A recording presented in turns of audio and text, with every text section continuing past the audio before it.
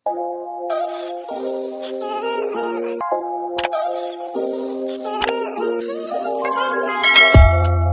naman pong benefit is the retirement benefit. So sabi ko nga po sa lahat ng mga benefit kay SSS, sana dito po tayo excited no, na ma-receive na parang lahat ng mga pinaghirapan po natin makuha na po natin no, kapag po tayo ay inabot natin yung ganitong edad. So tatandaan po natin for the retirement benefit, ang titignan lang naman po natin dyan is the age, contribution, and working status. Okay? So dito po, no, for the qualifying conditions natin, kung 60 to 64 years old ka po, optional retirement po yan, provided at least naka 120 months contribution ka na and no longer working or you're ceased to be self-employed. Once again, optional lang siya. So ibig sabihin kung kayo ay nagtatrabaho pa ha, hindi pa pwedeng mag-file. Sabi nga natin, dapat no longer working or ceased to be self-employed. So for those po na currently working pa rin, ako 65 po sa inyo. So dito compulsory retirement naman po siya. Ibig sabihin at least naka 120 months contribution na, 65 years old na, and kahit nagtatrabaho pa ha. So compulsory retirement naman po yan. So pwede na po siyang mag-file for retirement benefit.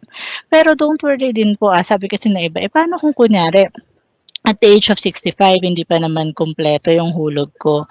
So, sabi ko nga po kanina, lifetime member tayo, di ba, may forever kay SSS. Kung kahit dating-dati pa yung mga hulog mo, and then ngayon mo na lang siya itutuloy, pwede pa. So, hindi naman mawawala, mababaliwala yung mga dati mong hulog, nandun pa rin siya. Iko-combine lang po siya dun sa mga ihuhulog mo ngayon para makumpleto mo man lang, at least 120. So, ang term natin is 120 months po.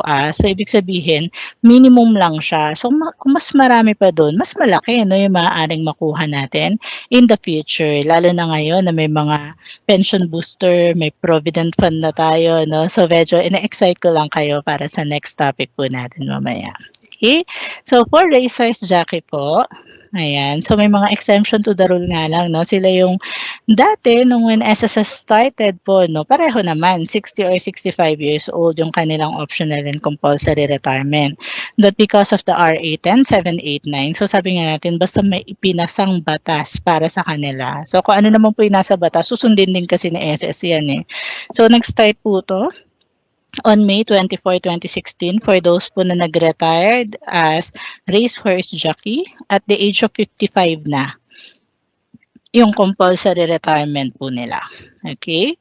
While for mine workers naman po, so kahit po either surface or underground mine worker po to So when SSS started, pareho lang din, no? 60 or 65. But because of the SS Circular number 1999-13-A po natin, naging 55 na yung optional retirement and 60 years old naman yung compulsory retirement. But, sabi nga natin, na-amend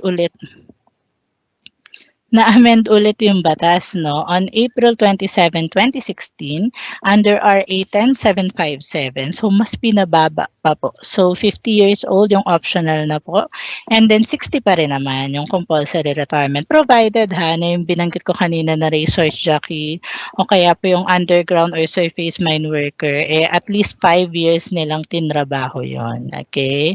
So at least 5 years po na surface or underground mine worker so kaya po racehorse jockey. So for them to have a monthly pension naman po for the retirement benefit natin sa lahat na po to At saka for those po pala na nalilito, paano naman kami mga individual members? Kasali ba kami sa retirement? Kasi nga naman retirement yung term po namin. Yes kahit anong klaseng membership kay SSS provided na na-met nyo yung mga qualifying conditions, pwede po ito sa inyo.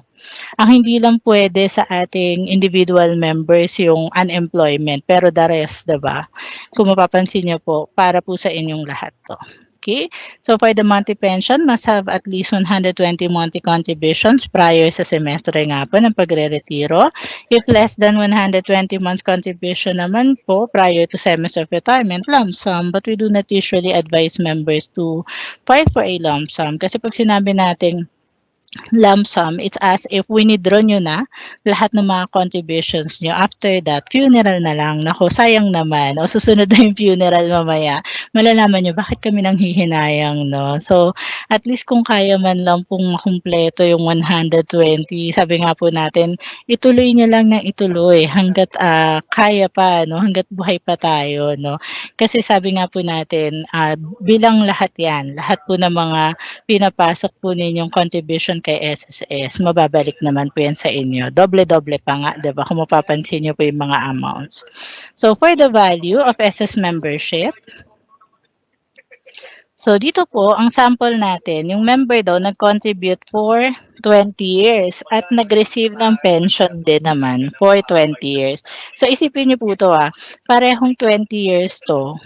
Pero ito yung kapalit 'no, nung pinaghirapan nila. So, ang minimum po is 180,000. Ito po yung kanilang kinontribute 'no, for the maximum 720,000 and ito po yung pwede nilang makuha. So, amount of cash allowance po natin.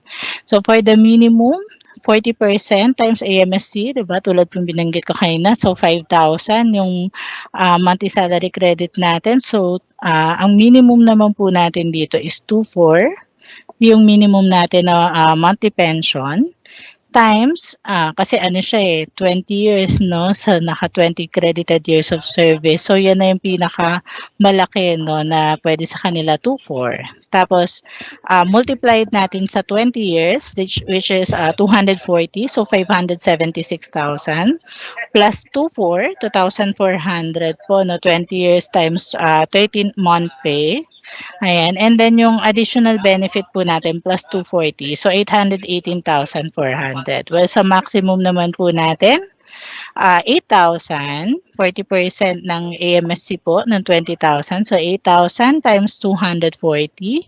So, 1,920,000 plus yung 13th-month pay po natin plus 160,000 and then plus additional benefit na 240,000. Kaya po nakuha natin yung 2,320,000.